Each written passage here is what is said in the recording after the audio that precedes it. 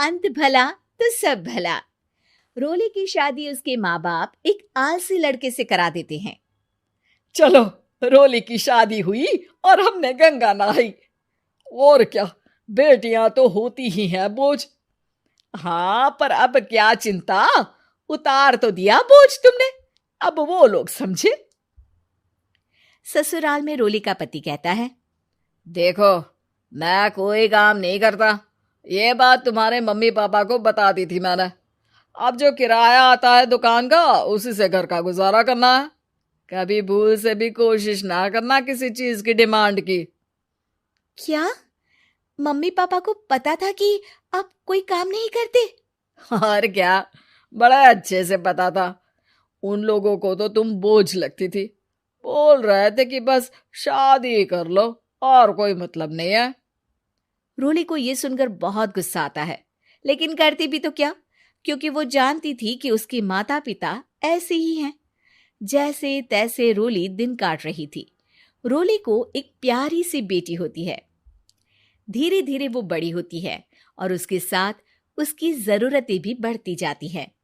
सुनिए जी, अब तो सिमी बड़ी हो रही है, उसका स्कूल में दाखिला कराना है। मैंने अब तक तो जैसे तैसे समय काट लिया, लेकिन मैं बच्ची की परवरिश में कोई कमी नहीं रखूंगी। अरे क्या है यार, अब तो लगता है कोई ना कोई काम ढूंढना ही पड़ेगा। अब पति रोज काम की तलाश में जाता और बिना किसी काम के वापस आ जाता। रोली समझ जाती है कि पति के अंदर अब काम करने की क्षमता नहीं है। वो बेटी को उच्च शिक्षा देने के लिए कुछ करना चाहती थी, लेकिन करती तो क्या करती। एक दिन रोली की सहेली कहती है, रोली, मेरी कोई औलाद नहीं है। अगर तू मेरी औलाद को जन्म दे तो मैं तुझे तेरे मुंह मांगे पैसे दूंगी। अरे, तेरी औलाद को मैं कैसे जन्म दे सकती हूँ? सरोगेसी से। बच्चा मेरा और वैभव का ही होगा, लेकिन कोख तेरी होगी। ये संभव है रोली। रोली कुछ सोचकर कहती है, मुझे मंजूर है, लेकिन मैं इसका 2 लाख रुपया लूंगी।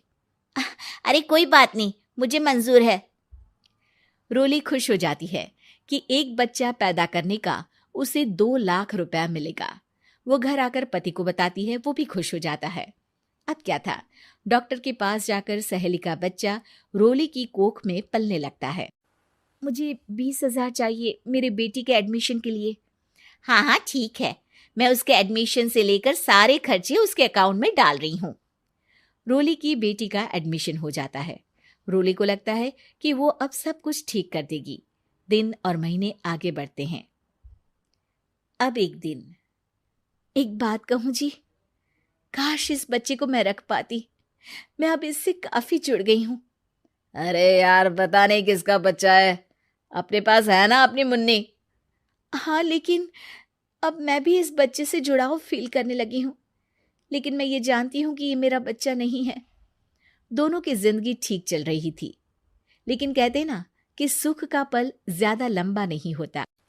एक दिन रोली की सहेली का फोन आता है। रोली, मुझे अब ये बच्चा नहीं चाहिए, मैं अपने